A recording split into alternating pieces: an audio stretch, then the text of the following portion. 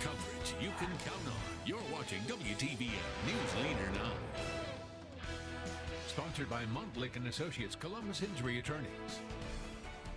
Smoke is in the air as drivers hit the road ahead of the Thanksgiving holiday. You may be wondering where the haze is coming from. Will it impact travel plans and how long it will stick around? So this is about the worst time of year to have a wildfire. Alabama state climatologists weighing in on the dangerous impact of the lingering drought, including a no-burn order for all 67 counties. An explanation on how wildfires are affecting the quality of air and you. And some rain would be nice to help with the smoke and fire situation, and we have a good chance to tell you about it in our extended forecast. We'll have the details on that, and we'll look ahead to the end of this week.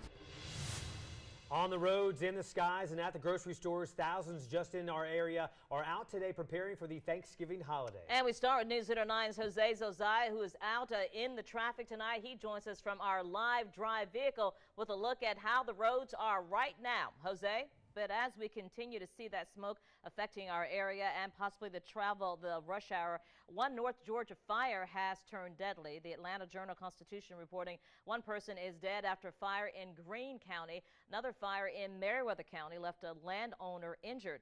Now, fire at Rock Mountain is one of the largest active wildfires in the state, and that fire continues to spread. Tonight, a record has been broken in the state of Alabama, and it's not a good one. Alabama's top expert on climate tells News Leader 9 we're experiencing the worst short-term drought in 122 years of keeping those records. News Leader 9's Elizabeth White has more with Alabama's climatologist, Dr. John Christie. So, Elizabeth, you know, the impacts are felt really all over the southeast, right? Well, that is correct, Jason. Experts say this historic short-term drought began the 1st of September, so not even 3 months into this, and we're already seeing it negatively impacting air quality, marine and animal life as well. Thanks for joining us on News Leader 9 at 5 on this Election Day 2016. I'm Barbara Goche. And I'm Jason Dennis. This is it, one of the longest campaign seasons in election history. Coming down to this is voters from all over heading to the polls. ABC's Lana Zach and Marcy Gonzalez has the very latest. We've got team coverage across the valley as voters are still at the polls. News Leader 9's Irisha Jones is following the vote for the property tax freeze. And our Emily Arroyo is following the contested Muskogee County Sheriff's race, along with our Elizabeth White with the latest on our East Alabama races. And as voting continues for a few more hours, people in Columbus will see one question on the ballot that's been controversial for more than a year, and it involves property taxes. News Leader 9's Irisha Jones is standing by to break down what a yes vote will mean for Muskogee County homeowners. So, yeah, definitely a controversial issue, Irisha. Well, that's right, Barbara. With strong opinions on both sides, whether or not to thaw or keep a property tax freeze, this is how the issue reads on the ballot. Shall the act be approved, which eliminates the current base year assessed value homestead exemption for purposes of Muskogee County school and consolidated city county government ad valorem taxes for homestead property acquired after January 1st, 2017. To the other side of the river now, where East Alabama is experiencing a historic turnout for this presidential election. News Leader 9's Elizabeth White joins us live from the Clarion Hotel, the largest precinct in Lee County. And Elizabeth, election officials saying the lines to vote are unprecedented. The Columbus Cottonmouths hockey team at an Illinois hospital tonight following a bus rollover accident. We'll have team coverage on the accident coming up.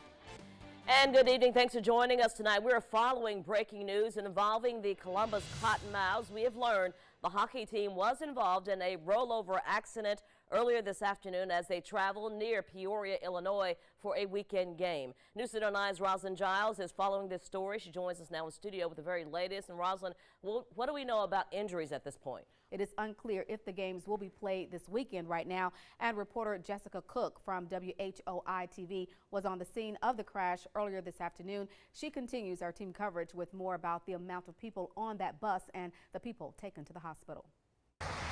Hi everyone, Jessica Cook. We are out here in Morton currently. As you can see, there was a bus accident earlier this afternoon, happened just a little bit over an hour ago, and we have confirmed that it was a hockey team that was on the bus. There were 24 people on the bus. Most of them were taken to the hospital. And right now we are continuing to get updates on the story. We're in touch with the crews there on the scene, constantly updating our website, WTVM.com, and our free mobile news app with these developments. Just click on the story under the local tab. Much more coming up throughout this newscast here today.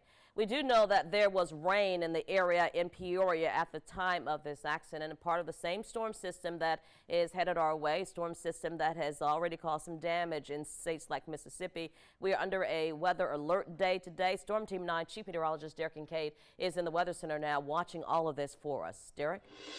Barbara, thanks. Here we're keeping a close eye on things out there for you. Here's the current view of the satellite and radar. The officer slammed him to the ground, thrusted his face and head into the ground. One officer was seen kneeling on the back of Hector's neck. Existing condition, hard to believe. A family reacting tonight after a Columbus man dies after being arrested by police. More of this exclusive interview you'll see only on News Leader 9.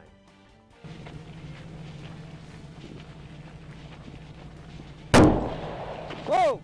Sheriff's office! A dramatic shootout in Troup County. It is all caught on newly released dash cam video. We're going to have a breakdown on the video of a deputy exchanging gunfire with a suspect.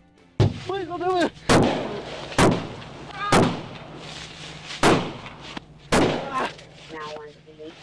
43 Saturday. I'm hit. Shots are fired. You know, he said he was hit. That's what it's on. And you know, when he went to repeat that. And Barbara and Jason, we do know the deputy was able to drive to safety, and he was treated and released from the hospital the same day. Wow, just dramatic video there. Yeah. And the suspect was also shot. Do we any update on him at this time? From what we know today, the information that I got is he is still in the hospital at this time. And facing several charges. Yes. All right, Arisha, thank you so much. And for more background on this case, you can visit WTVM.com or our free mobile app. You'll find the full police dash cam video as well as more of a timeline of what took place during this incident. Now the owner tells me they've had more than 50 people working throughout today to help with this fundraiser, and you have until 9 p.m. tonight to come out and support this fundraiser. And if you don't want to purchase any food, you can just drop off a donation for Austin. And of course, you will also hear from Austin Deckard himself tonight at 6 o'clock. Reporting live here in Phoenix City, I'm Arisha Jones for News Leader 9. All right, Arisha, yeah, story touched a lot of people. Thank you so much. What's going on, buddy? How you doing? You doing all right? What's that? And here it is. This is the video which captured the hearts of so many. It shows Decker's wish to meet Cam Newton being granted as he prepared for surgery. The former Auburn quarterback visited the 10-year-old last month at Children's Healthcare of Atlanta and gave the boy an Under Armour bag. Now you can watch this video by going to the local tab of WTVM.com.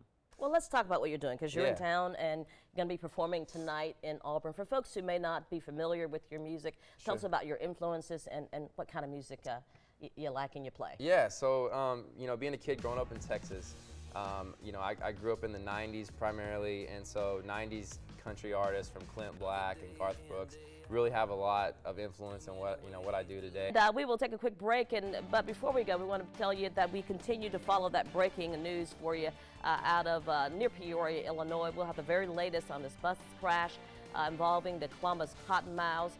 We do know they're involved in the rollover crash. Right now, we're told no players have life-threatening injuries. They are being treated, though. The very latest for you coming up on the news at 5:30.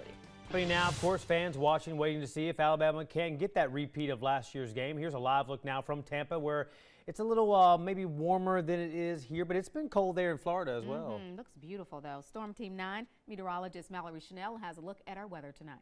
I just recorded this whole conversation. I'm going to send it to the police department. A local woman answers a call from a so-called IRS official, only realizing it was a phony scam.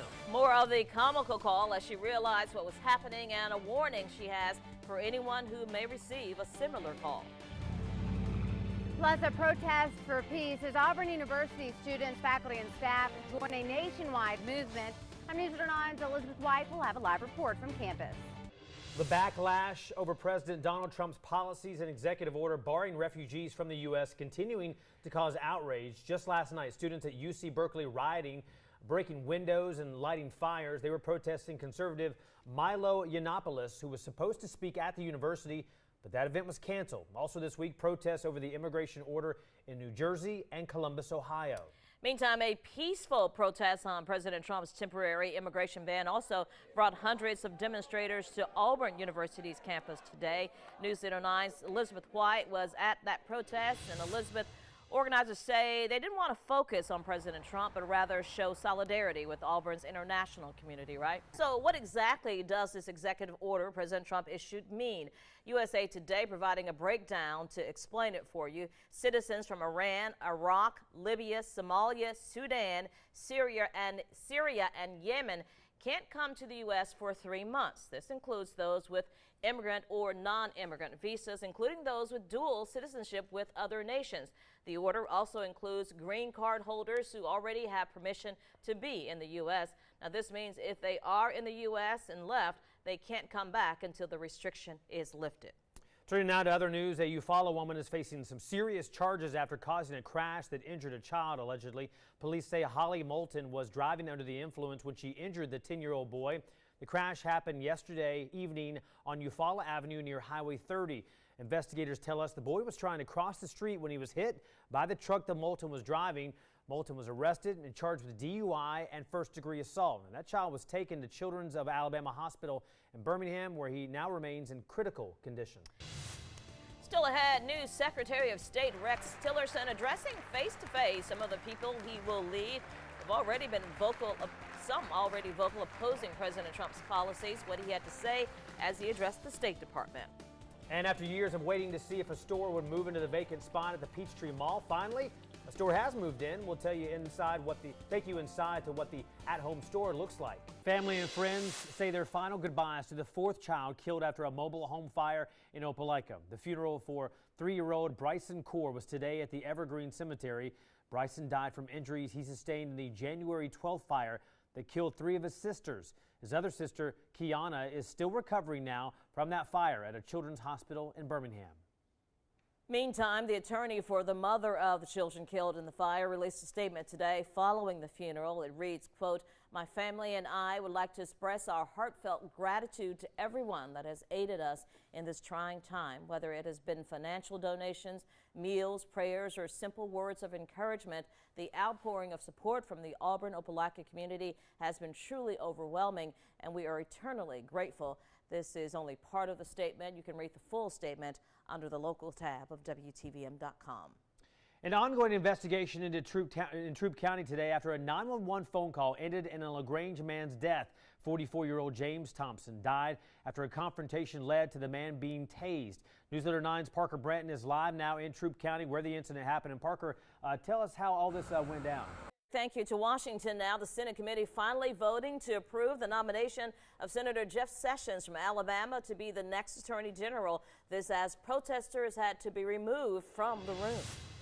Floor, meeting over. We're Further, the nomination of a man who will not protect the vulnerable.